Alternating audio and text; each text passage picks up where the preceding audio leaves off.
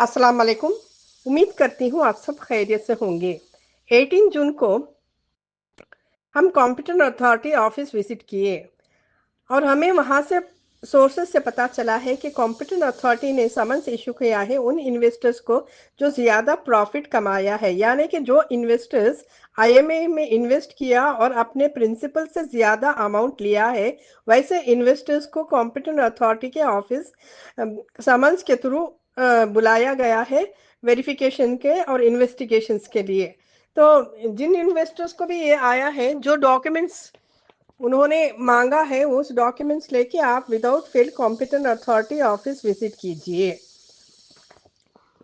जब आईएमए शुरू हुआ तो बहुत सारे इन्वेस्टर्स आईएमए में पैसा लगाए हैं और कई इन्वेस्टर्स इसके ज़्यादा भी पैसा लिए हैं, यानी इसका डबल जो अमाउंट वो इन्वेस्ट किए हैं उससे डबल भी प्रॉफिट कमाए हैं। ऐसे इन्वेस्टर्स जो अपने प्रिंसिपल से ज़्यादा प्रॉफिट लिए हैं, यानी जो एक्सेस अमाउंट लिए हैं, उन इन्वेस्टर्स को एक्सेस अमाउंट रिटर्न करना पड़ेगा। जैसे कि आप अभी 2 लाख इन्वेस्ट किए हैं और आपको 4 लाख प्रॉफिट के साथ आपको 4 लाख पैसा आ गया है ऑलरेडी, तो आप लोगों को आप अपना 2 लाख रख के आपको वापस 2 लाख वापस करना पड़ेगा। तो इसी तरह बहुत सारे इन्वेस्टर्स लाखों करोड़ों में कमाए हैं। तो जो एक्सेस पेमेंट हुआ है वैसे इन्वेस्टर्स को अभी रिफंड करना पड़ेगा। ये इन्वेस्टिगेशंस के लिए समन्स इशू किए गए हैं। जब भी लास्ट टाइम जब वेरिफिकेशन हुआ तो मैंने कई इन्वेस्टर्स को मैंने बहुत समझाया। मैंने बोला कि उन्होंने मुझे फ़ोन इन्वेस्टर्स ने जब भी मुझे फ़ोन करके बोला कि आईएमए ऑफिस में बता रहे हैं कि हम लोगों ने ज़्यादा पैसा लिया है करके, हम कुछ नहीं लिया करके ऐसा बोले। तो मैंने उन लोगों को समझाया कि आप पहले जाके आप अपना बैंक का स्टेटमेंट्स निकालिए, आपका जो प्रूफ आया है जो पैसा, क्योंकि मंसूर खान ने किसी को कैश नहीं दिया है, जो पैसा वो दिया है वो बैंक के थ्रू ही दिया है। तो आप वो सभी प्रूफ लेके जाके आप एक एक्सेल स्टेटमेंट बना के जो अमाउंट आपने इन्वेस्ट किया है, जो आपका प्रिंसिपल आया है और जो बैलेंस है, ये सभी एक स्टेटमेंट बना के आप जाके कॉम्पिटेंट अथॉरिटी को मीट कीजिए और इसको ये प्रॉब्लम सॉल्व कर लीजिए करके।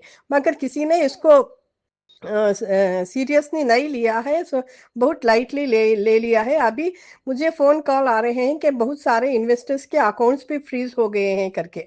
तो इसीलिए इन्वेस्टर्स ऐसी चीज़ों को आप हल्का सा मत लीजिए आप, क्योंकि पैन कार्ड के थ्रू सारा डिटेल्स पता कर सकते हैं। तो इस पैन कार्ड एक ही रहा तो बस हमारे पास कितना पैसा है, कहाँ इन्वेस्ट किया है, कितना अमाउंट आया है, वो सभी पता कर सकते हैं। इसीलिए तो मंसूर खान ने पैन कार्ड लिया था। तो अभी अभी जब आपको समन्स आ गए हैं तो जो आपको डॉक्यूमेंट्स मांगे हैं और वो जो जो डिटेल्स वो मांग रहे हैं, यानी कि बैंक स्टेटमेंट, वो जो जो डॉक्यूमेंट्स वो क्लेम यानी समन्स में लिखा है, वो आप उसको सभी लेके आप जिस दिन वो बुलाए हैं उसी दिन आप सारे डॉक्यूमेंट्स से 2 कॉपी बना के लेके आप जाके विजिट कीजिए। आप लोगों को पैनिक होने की ज़रूरत नहीं। आप बता सकते हैं अगर आपका अकाउंट ठीक है और आपको अमाउंट में कुछ गड़बड़ नहीं तो आपको कुछ प्रॉब्लम नहीं होगा। आप उनको इन्वेस्टिगेशन के थ्रू आप उनको समझा सकते हैं।